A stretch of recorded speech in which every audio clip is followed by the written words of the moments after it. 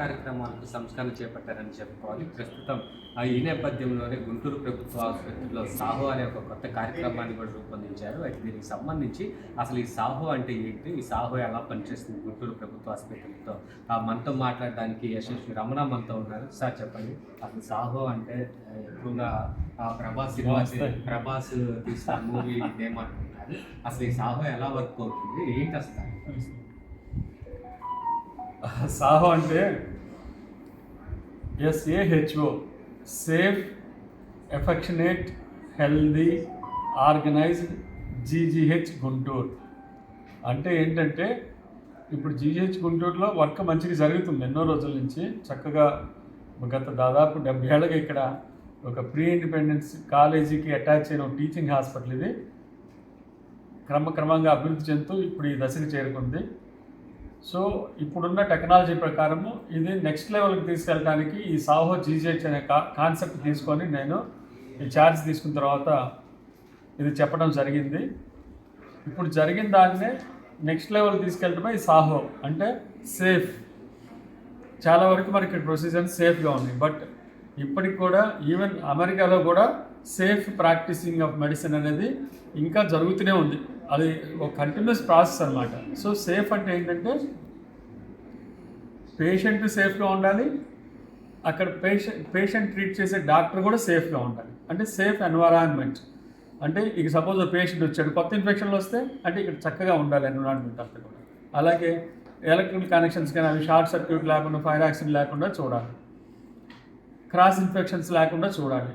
లేకపోతే second accidents అంటాం, వాళ్ళు ఏదో యాక్సిడెంట్ ఇక్కడికి వస్తే వాళ్ళు స్ట్రెచ్చర్ మీద తీసుకెళ్ళేటప్పుడు, లేదా వాళ్ళు పడిపోవటమో, లేకపోతే ఇట్లాంటి ఏమైనా జరిగినప్పుడు వాళ్ళకి సేఫ్టీ లేకుండా పోయినప్పుడు అలాంటివి, లేకపోతే ఇక్కడికి వస్తారు పిల్లలకి అంటారు, ఆ పిల్లల్ని ఎవడో ఎత్తిపోతాడు, అది సేఫ్ కాదు ఆ మదర్కి.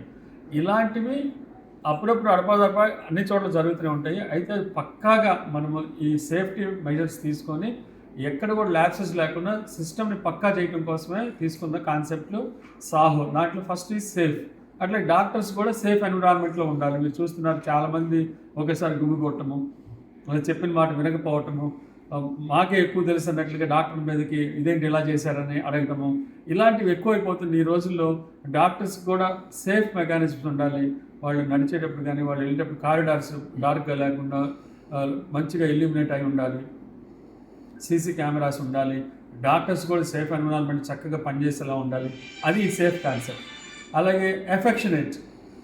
తెలుగులో సేఫ్ అంటే రక్షణ అని నేను తెలుగులో కన్వర్ట్ చేశాను. సేఫ్ అంటే రక్షణ అని. అఫెక్షనేట్ అంటే ఆదరణ. అంటే మనం మంచిగా ఆదరణపూర్వకంగా పేషెంట్ని చూస్తే వాళ్ళు ఇంకా మంచిగా మన గురించి, హాస్పిటల్ గురించి, డాక్టర్స్ గురించి, ఇక్కడ జరిగే సర్వీస్ గురించి మంచిగా చెప్పుకోవడం జరుగుతుంది. సో మంచి ఎఫెక్షనేట్గా అంటే ప్రేమపూర్వకంగా, ఆదరణపూర్వకంగా వాళ్ళని చూస్తే మనం చేసే సర్వీస్ ఇంకా మంచిగా వాళ్ళు తీసుకోవడానికి వీలుంటుంది.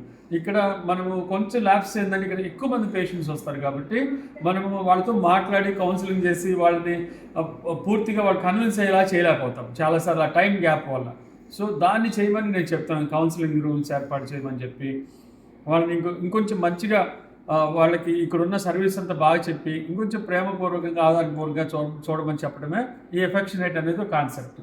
సో ఇంకొకటి వచ్చేసి హెల్దీ. అసలు ఇక్కడ ఇదేంటంటే ఆరోగ్య సంరక్షణ.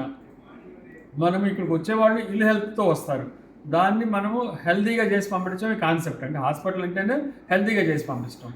ఇలాంటి ఒక కాన్సెప్ట్లో ఏమవుతుందంటే మనము వాళ్ళకి మంచి హెల్త్ ఇచ్చి పంపిస్తే, మీకు తెలుసు ఆరోగ్య సంరక్షణ ఇక్కడ చేసేది ఆరోగ్య సంరక్షణ. ఇన్ఫెక్షన్కి వస్తే ఇన్ఫెక్షన్ కంట్రోల్ చేయడము, లేదా నేను ఆర్థోపెడిక్ సర్జన్, ఫ్రాక్చర్ అయింది, మళ్ళీ ఆ ఫ్రాక్చర్ని రాడ్ వేసి, ప్లేట్ వేసి, స్క్రూ వేసి బిగించి మళ్ళీ వాళ్ళు నడిచి ప్రీ ఇంజరీ స్టేటస్కి తీసుకెళ్ళి వాళ్ళు చేసుకునే జాబ్కి మళ్ళీ జాబ్ చేసుకునేలాగా చూడటమే ఈ హెల్దీ.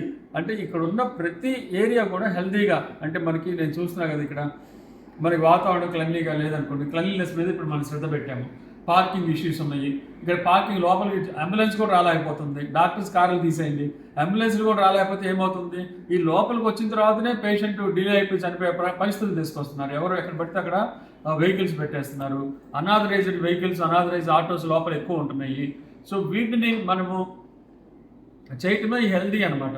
క్రాస్ ఇన్ఫెక్షన్స్ లేకుండా చూడటము, ఇలాంటివన్నీ కూడా ఇక్కడ మనకి క్లీన్లీనెస్ మెయింటైన్ చేయటము, గ్రీనరీ డెవలప్ చేయటము, ఇవన్నీ కూడా అట్లా healthy practices, infection control system పక్కాగా తీసుకోవటము, ఎందుకంటే ఆల్రెడీ మనకు ఉంది అది, దాన్ని కొంచెం పక్కాగా చేసి దాంట్లో పర్సనల్ పెట్టుకొని చేయటం అనేది హెల్దీ కాన్సెప్ట్. ఇంకా ఆర్గనైజ్డ్, ఇక్కడ అన్నీ ఉంటాయి కానీ డిజార్గనైజ్డ్గా అనిపిస్తుంది. చెప్పాక ఒక పార్కింగ్ విషయం తీసుకుంటేనే మన లోపల పార్కింగ్ కరెక్ట్గా చేసుకుంటే అసలు ఎవరికి ఇబ్బంది ఉండదు, అందరూ చక్కగా హాస్పిటల్కి త్వరగా వచ్చి త్వరగా వెళ్ళచ్చు. అసలు మేము లోపలికి బయోమెట్రీ వేయడానికి హాస్పిటల్ గేట్ నుంచి బయోమెట్రీ మిషన్ దగ్గరికి వెళ్ళి 10 నిమిషాలు పడుతుంది. ఈ లోపు మాకు డిలే అయిపోతుంది, డాక్టర్ చాలామంది అది గొడవ పెడుతున్నారు. అందుకని అంటే చూడండి, ఇక్కడ ఒక చిన్న సింపుల్ ఇష్యూ, పార్కింగ్ డిజార్గనైజ్డ్గా ఉండటం వల్ల లోపల ఇబ్బందులు ఎదుర్కొంటున్నాము. సో దీన్ని ఆర్గనైజ్ చేయటం, అలాగే ప్రతి ఏరియాలో కూడా చాలా ల్యాబ్సెస్ ఉన్న చోట ఆర్గనైజ్డ్గా చేయటం. సపోజ్ రిఫరల్ సిస్టమ్ ఉంది, రిఫరల్ సిస్టమ్స్ కొన్ని ల్యాబ్సెస్ ఉన్నాయి, ఫాస్ట్గా రిఫరల్స్ అవ్వట్లేదు, దానివల్ల పేషెంట్ గారు ఇబ్బంది అవుతున్నాము, దీన్ని ఆర్గనైజ్ చేస్తాం. దానికి ఆల్రెడీ ఒక కాన్సెప్ట్ తీసుకున్నాం.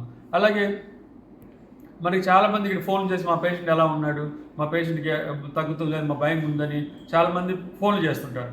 వీళ్ళకి కూడా ఒక సిస్టమ్ ఫాస్ట్ రెస్పాన్స్ సెల్ అని పెట్టాం, FRC అని పెట్టాం. దీనివల్ల ఏమవుతుందంటే ఆ సెల్ అక్కడ కూర్చొని మనకి ఎవరైనా ఇక్కడ ఉన్న నేతలు కానీ లేకపోతే ఎవరు సరే ఒక ఇంపార్టెంట్ విఐపీస్ కానీ ఫోన్ చేసి మా పేషెంట్కి ఎలా ఉంది, ఈ పేషెంట్ ఎలా ఇంప్రూవ్ అవుతున్నాడు అని చెప్పడం కోసం ఒక ఫాస్ట్ రెస్పాన్స్ సెల్ అని పెట్టాము.